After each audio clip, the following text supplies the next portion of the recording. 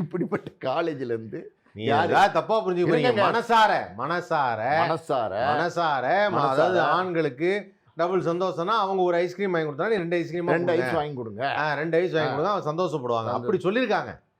ஒரு இதுதான் ஒரு கிஃப்ட். அவங்க ஒரு கிஃப்ட்னா நீங்க ஒரு 2 கிஃப்டா தாங்க. ஐஸா, பால் ஐஸா, சேமியா ஐஸா, அது ஏதோ வேணாலும், சாக்கோபார், இது strawberry, mango, strawberry, cone ice, எது வேணாலும். ஒரு மகிழ்ச்சியாக கொண்டாடுறாங்க. ஆமா சார், அதான் ஆண்கள் வந்து டபுள் சந்தோஷத்துல இருந்தாதான் நிறைய அவங்க வந்து சந்தோஷமா இருக்க முடியும், சிந்திக்க முடியும். இல்ல, ஆண்கள் வந்து டபுள் சந்தோஷத்துல இருந்தாதான் பெண்கள் வந்து சந்தோஷமா இருக்கும். அதானே எப்படி கருத்து எப்படி சொல்றாங்க பாருங்க. இப்ப பாருங்க, ரெஜினான்னு இருக்காங்கல்ல, அவங்க வந்து இப்போ கணவர் தான் பார்த்தீங்கன்னா இந்த மரிய வில்சன். அவங்க கணவர் நடவடிக்கை பிடிக்காம கட் பண்ணி பண்ணிட்டாங்க. ரெஜினாவோட அக்கா இருக்காங்கல்ல, ரெஜினாவோட அக்கா அவங்க வந்து பார்த்தீங்கன்னா இவங்களோட கூட்டு. அதான் நீ நில்லு, நான் உனக்கு எல்லாம் சப்போர்ட் பண்ணுறேன்னு. இவங்க கைட்டு விட்ட கணவரோட சப்போர்ட். ஒரே கன்ஃபியூஷன் இல்லை. அதாவது இவர் எப்படின்னா ஜேபிஆரோட இல்ல திருமணத்துக்கு போவார். அதுக்கப்புறம் பார்த்தீங்கன்னா அட்லியோட மனைவி வளகாப்புக்கு போவார். அதுக்கப்புறம் பார்த்தீங்கன்னா ஜெகன்மோகன் ரெட்டியோட அண்ணன் வீட்டு மகனோட திருமணத்துக்கு போவார். ஏன்னா ஜெகன்மோகன் ரெட்டி இவர் வந்து ஜோசப் விஜய் ரெட்டி. நான் வந்து ஒரு விஷயத்த நேத்தா சார் ஒரு வீடியோவில் பதிவிட்டேன். அதாவது என்னென்னா, ஒரு மனிதன் நல்ல காரியங்கள் வீட்டில் இருக்க கல்யாணம், காது குத்து, பர்த்டே ஃபங்க்ஷன் மாதிரி அந்த ஃபங்க்ஷனுக்கு போக முடியலன்னா கூட அடடே நான் இன்றைக்கி பர்த்டேக்கு வர முடியலைங்க, இன்றைக்கி குழந்தைய பார்க்குறேன், நான் கிஃப்ட் கொடுக்குறேன். கல்யாணத்துக்கு என்னால் வர முடியல, ஒரு நாள் ஹஸ்பண்ட் அண்ட் ஒய்ஃபாக வீட்டுக்கு வாங்க, விருந்து வைக்கிறேன்.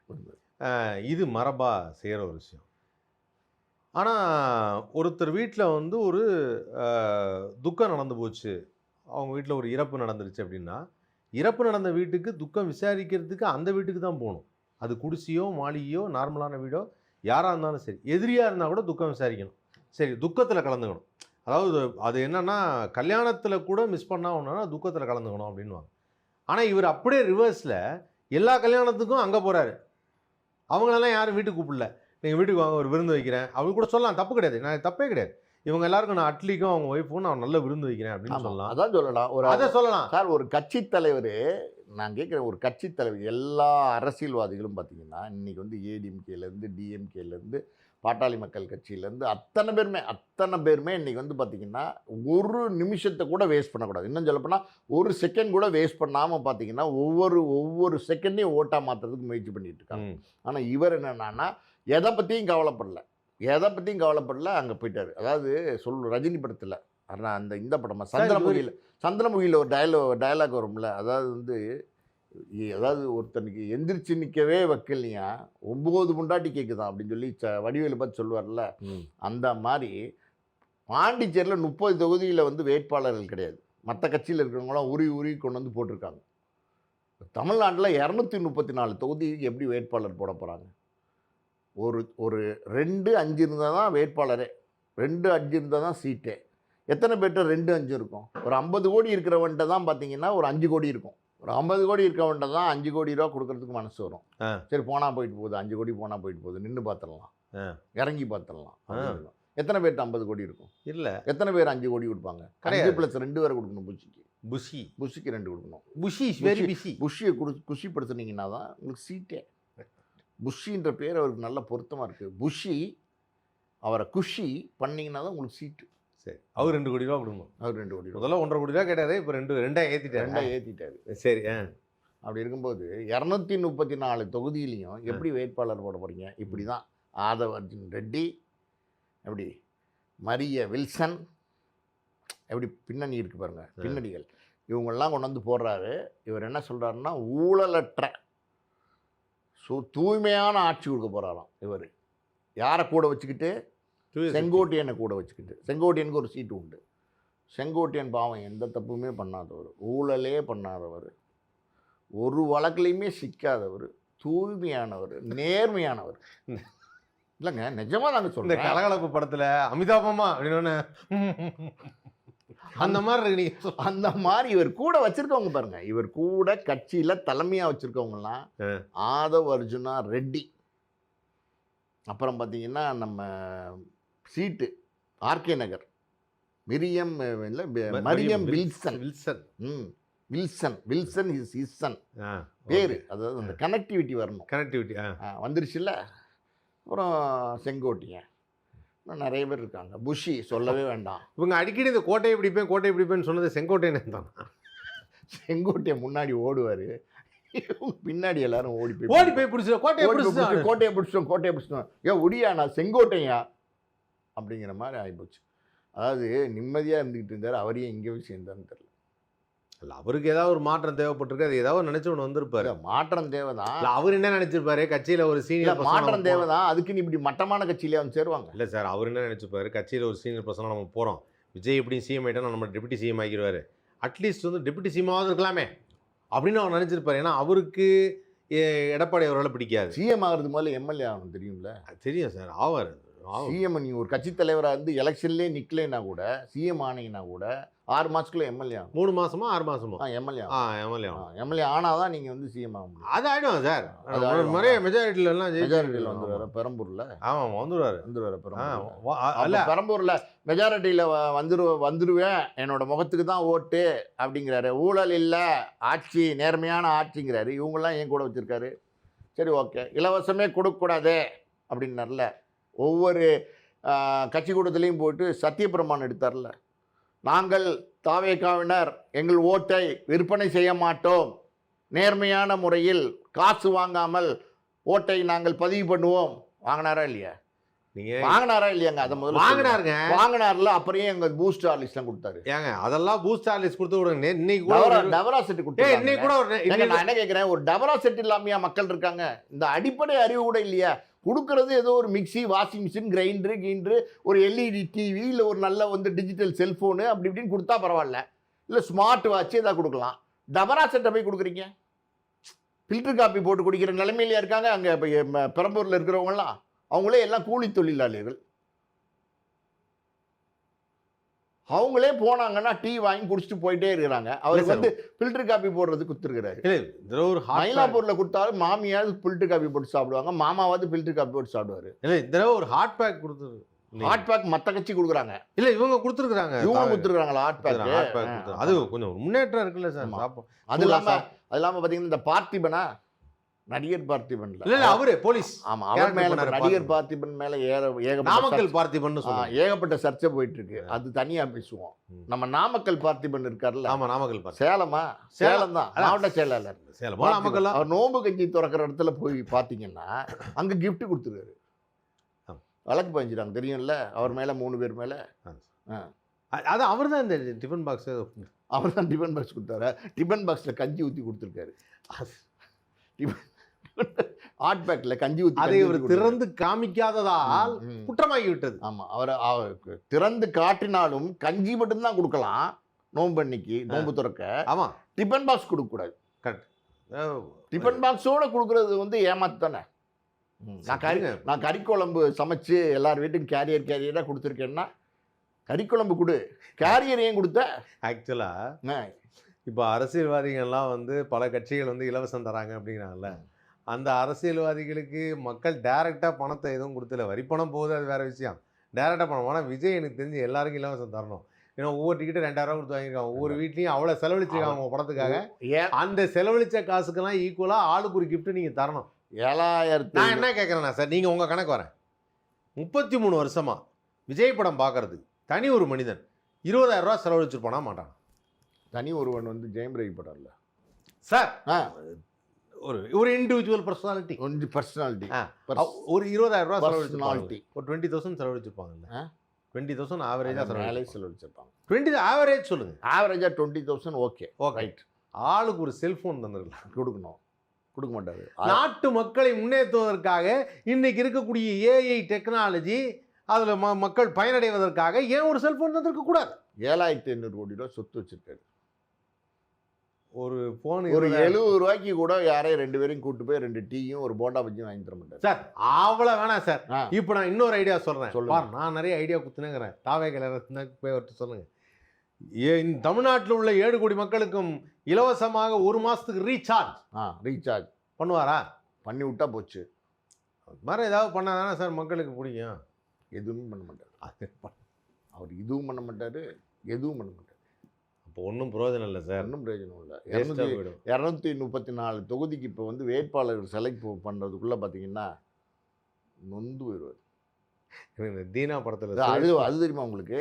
தீனா ஒரு படத்தில் 2500 பேரோட ஃபோட்டோ எடுக்கிறாரா முக்கியமான கட்சியில் உள்ள செயலாளர், மாவட்ட செயலாளர் தனித்தனியாவா எல்லாத்தையும் ஒன்றா நிற்க தனித்தனியாக அது செல்ஃபி எடுப்பார். தள்ளி அது தனி குரூப் செல்ஃபி, அது மாஸ்க் காட்டுறதுக்கு. இப்போ வந்து பார்த்தீங்கன்னா 2500 பேரை கூப்பிட்டு தனித்தனியாக நிற்கிறாராம்.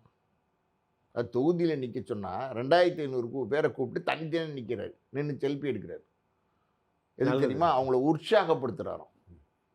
நல்லா பண்ணுங்க, நல்லா வருவீங்கடா, நாங்கள் நல்லா பண்ணுறோமோ இல்லையோ தலைவா, நீ ரொம்ப நல்லா பண்ணுற தலைவா. திருஷா கொட்டு போனேன், அட்லி வீட்டு நிச்சயத்துக்கு இது சீமந்தத்துக்கு போனேன், கீர்த்தி சுரேஷ் வீட்டு தலைபொங்கலுக்கு போய் அள்ளி அரிசி போட்டேன். இந்த கட்சி ஆரம்பிச்சதே வந்து திரிஷாக்கா தாங்கிறாங்க. அதாவது விஜய்க்கு எந்த அது அப்படி தானே சொல்கிறாங்க. விஜய்க்கு இல்லை சார், விஜய்க்கு எந்த விதமான நோக்கமும் இல்லை. இல்லை டி திரிஷா பி கே எல்லாத்துக்கும் ஒரு இது இருக்கு.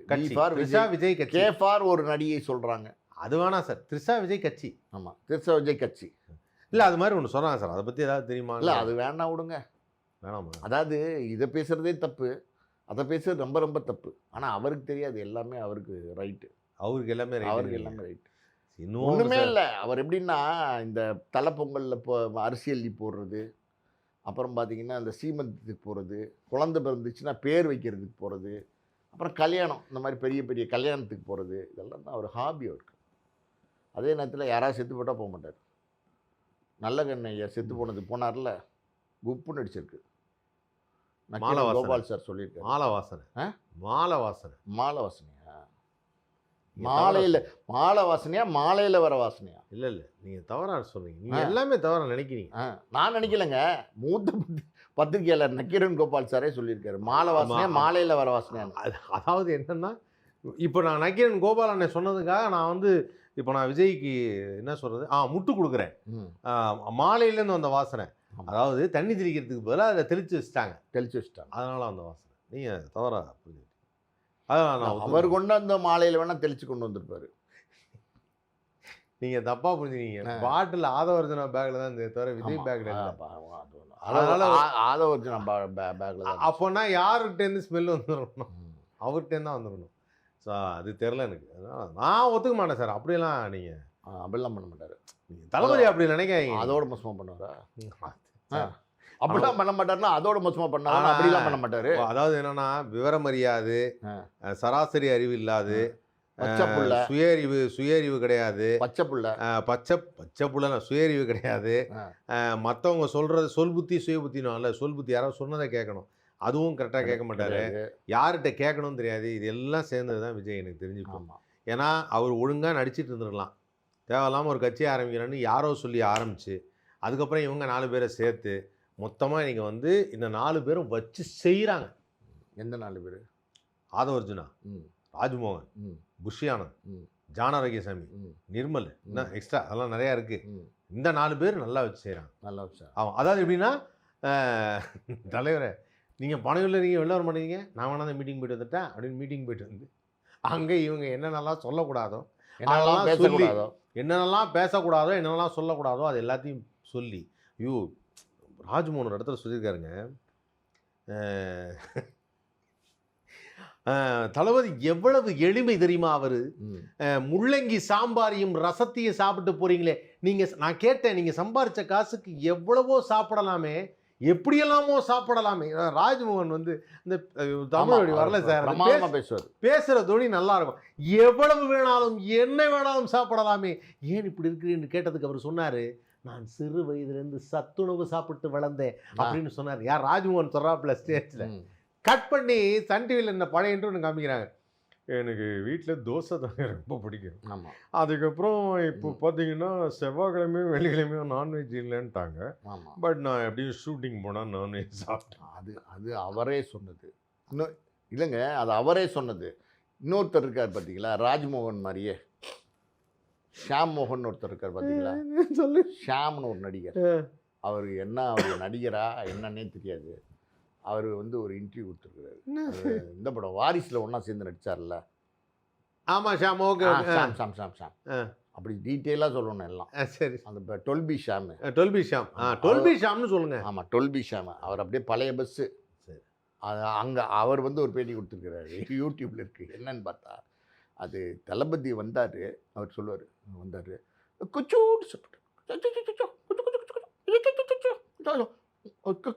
கீழே வச்சுக்கிட்டாரு அப்படின்னாரு. கொட்டியூண்டு ஒரு சின்ன வெங்காயம் இப்பெல்லாம் சாப்பிட்டாரு. தளபதி என்ன சிம்பிளாக சாப்பிட்றாரு, ஏன் நல்லா சாப்பிட வேண்டியதானே? பிரியாணியை போட்டு மட்டன் பிரியாணியும் சிக்கன் 65 சாப்பிட்டா யாரும் வேணாங்கிறாங்க. நான் என்ன கேட்குறேன், இல்லை இவர் பேசுகிறாருங்க. நீங்கள் வந்து பார்த்தீங்கன்னா, அதாவது வந்து உலகத்தில் யாருமே சாப்பிடாத மாதிரியும், உலகத்தில் எவனுமே மனுஷனே இல்லாத மாதிரியும், இந்த தளபதி வந்து இந்த உலகத்திலேயே வந்து பார்த்தீங்கன்னா அதிசய பிறை மாதிரியும் அவர் பேசுகிறாருங்க. கொஞ்சோண்டு அப்படி கூட வர அப்படிங்கிறாரு. கொஞ்சோண்டு போதுண்டா அச்சுச்சு அவ்வளோதானே இப்படியே பேசுனாரு. இப்படியே பேசுறாரு. இருக்குங்க காணொலி எடுத்து ஏன்னா கட் பண்ணி இல்ல இப்படியே பேசினா அவர் வந்து அப்படின்னா நாய்க்குட்டி சொல்ற மாதிரி அப்படிதான் சொல்றாரு. கொஞ்சம் அவர் அதாவது வந்து பார்த்தீங்கன்னா கொஞ்சோண்டு சாப்பிடுவாராம். ஷாம் ப்ரோ அப்படின்னா அவர் எங்கே இருக்காருன்னே தெரியாது. இல்லை அவர் ஆனால் ஏதோ சரி தளபதியோட படம் நடிச்சிட்டாங்கனால பயங்கரமாக பேசிட்டு இருக்காரு. அதுக்கு இப்படியா ஜால்ரா போடுறது? புஷியே பரவாயில்ல போல. நான் தளபதி உன்னை இட்டா என்னன்னா சார், இண்டஸ்ட்ரியில் இருக்கவங்களுக்கு ஒரு சின்ன பயம் தான். திருப்பி நடிக்க வேண்டாம்னா நமக்கு ஒரு வாய்ப்பு வேணும். நம்மளோட வாய்ப்பு கொடுக்க போகிறாங்களா ஷாமுக்கு? ஏதோ வில்லன் கேரக்டர் இப்போ தெலுங்குல நிறையா பண்ணிட்டாரு. அவன் ஏதோ நெகட்டிவ் கேரக்டர் ஏதோ ஒன்று பண்ணுவாங்கல்ல, ஏதோ ஒன்று கொடுக்கட்டும். சரி ஏதோ ஒன்று அவளுக்கு ஒரு லைஃப் வேணுங்கிறதுனால அவர் கொஞ்சம் ப்ரைஸ் பண்ணி பேசுகிறாரு. ஆனால் போகிற போக்க பார்த்தா ப்ரைஸ் பண்ணி பேசி ஆகணும் போல இருக்குது. ஏகப்பட்ட சினிமா நடிப்பார் போல இருக்குது. ஏன் அதில் ஒன்றும் சந்தேகம் இல்லை. 69 அவரோட கடைசி படம் இல்லை, 179 தான் அவரோட கடைசி படம். இன்னும் 110 படம் நடிக்க போகிறார். இன்னும் நிறையா இருக்கும். இன்னும் நிறையா. அப்போ 220. இனிமேல் கெஸ்ட் ரோல்லாம் வருவார். கெஸ்ட் ரோல்லாம் வருவார். தளபதி நீங்கள் உச்சத்துக்கு போயிட்டீங்க, உங்கள் சம்பளத்தை எங்களால் கொடுக்க முடியாது, கெஸ்ட் ரோல் வந்து ஒரு கேமியோ, எக்ஸ்டெண்டட் கேமியோ போய் நடிப்பார், பண்ணுவார். சரி பார்ப்போம் என்ன நடக்குதுங்கிறத பார்ப்போம் சார். ஒன்றுமே நடக்காது. என்னத்தை நடக்குதுன்னு பார்க்க போகிறீங்க? என்னமோ நடக்காது. நடந்தால் தானே நீங்கள் போய் பார்க்க முடியும். நடக்கவே நடக்காதுன்னா எப்படி பார்ப்பீங்க? ஒரு பேச்சுக்காவது பாசிட்டிவாக சொல்லுங்க. பாசிட்டிவாக சொல்ல முடியாதுங்க என்னால். பாசிட்டிவாக இருந்தால் தான் பாசிட்டிவாக சொல்ல முடியும். சரி ஓகே. இதெல்லாம் முளமாடித்தனம் முடிச்சு வைத்தனம் இல்லைங்க. நம்ம என்ன பாசிட்டிவாக சொல்கிறீங்க? நம்ம விஜய் ரசிகர்கள் வந்து விஜய் ரசிகர்னு அவங்க சொல்லிட்டாலும் நம்ம தம்பிங்க, நம்மளுடைய சக நண்பர்கள் எல்லாரும் இருக்கிறாங்கல்ல, அவங்கெல்லாம் நல்லா இருக்கணும்ல, அவங்களுக்கு ஒரு சந்தோஷம் ஏற்படுத்தணும் இல்லையா? யாருக்கும் சந்தோஷம், அவங்களுக்கு ஒரு மனசு நிறைவு இருக்கணும் இல்லையா? அந்த இல்லையா எங்க பிடிச்சான்னு தெரியல. நம்ம அந்த இது சார், நம்ம கிரண் ஒரு ஆர்டிஸ்ட் நியூன்னு ஒரு படத்துல பேசினேன் நானு, அவங்களுக்கு சொல்லிருக்கோம் இல்லையா, அவங்க பார்த்திருக்காங்க இல்லையா, அந்த இல்லையா இவர் பிடிச்சாரா? அது இவருக்கு ரொம்ப பிடிச்சு போச்சு. ஏன்னா அந்த கதை எதை பிடிச்சு போச்சு? அந்த டைலாக் அதான் டைலாக் தெளிவா சொல்லணும். அந்த டைலாக் அதான் சார் அவர் இப்படி பேசுறாரு. அதான் நாமெல்லாம் சேரலாம் இல்லையா, சேரலாம் இல்லையா, வரலாம் இல்லையா, கூட்டணி கட்சி வரலாம் இல்லையா, ஆட்சி பங்குல தரலாம் இல்லையா, யாருமே வரல இல்லையா, தனியா நிக்கிறீங்க இல்லையா, 234 தொகுதிக்கு வேட்பாளர்கள் இல்லை இல்லையா, அல்ல இல்லையா அப்படின்னு போயிடுவாங்க அடுத்து. நன்றி நன்றி நன்றி.